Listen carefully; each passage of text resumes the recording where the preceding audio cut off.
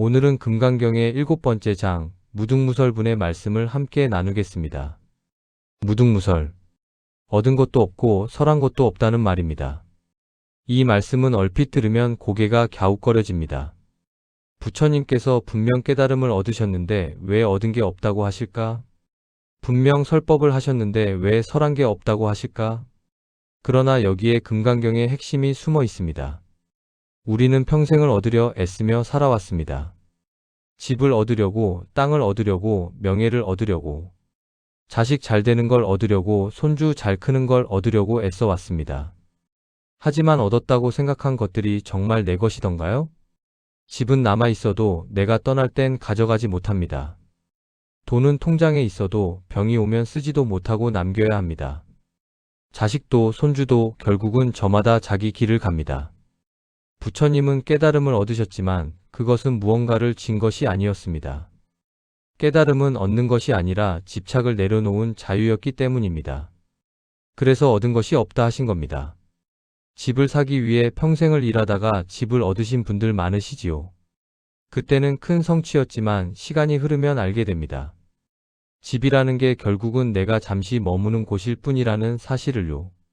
집을 지키려 애쓰는 동안 다투고 걱정하고 힘들어했던 순간이 떠오르지 않습니까? 그러니 부처님의 말씀은 이렇게 들을 수 있습니다. 얻었다고 생각하지만 사실은 얻은 것이 아니구나.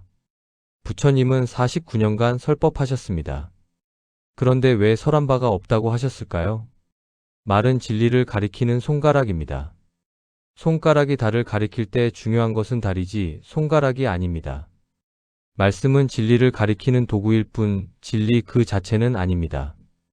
만약 부처님 말씀만 붙잡고 그 너머의 뜻을 보지 못한다면 우리는 손가락만 보고 달은 못 보는 셈이 됩니다.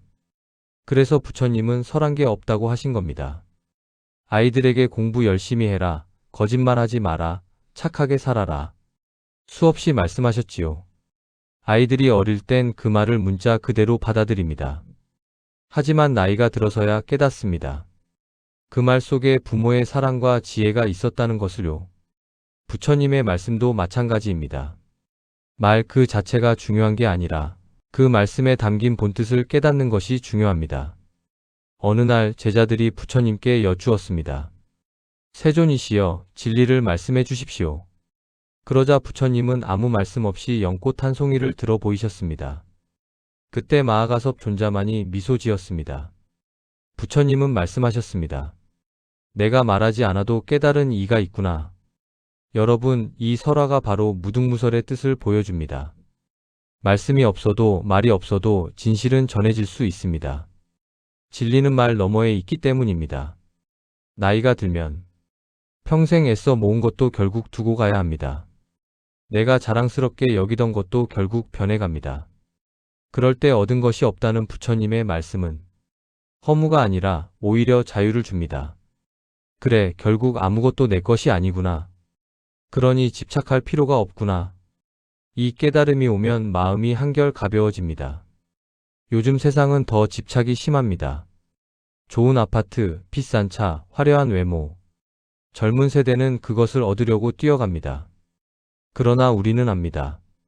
그것들이 다 변한다는 것을. 결국은 손에 쥐어도 영원히 쥐지 못한다는 것을요. 그래서 금강경의 말씀은 더욱 소중합니다. 얻은 바도 없고 설한 바도 없다. 집착에서 벗어날 때 우리는 자유로워집니다. 오늘은 금강경 제7품 무등무설분의 말씀을 함께 나누었습니다.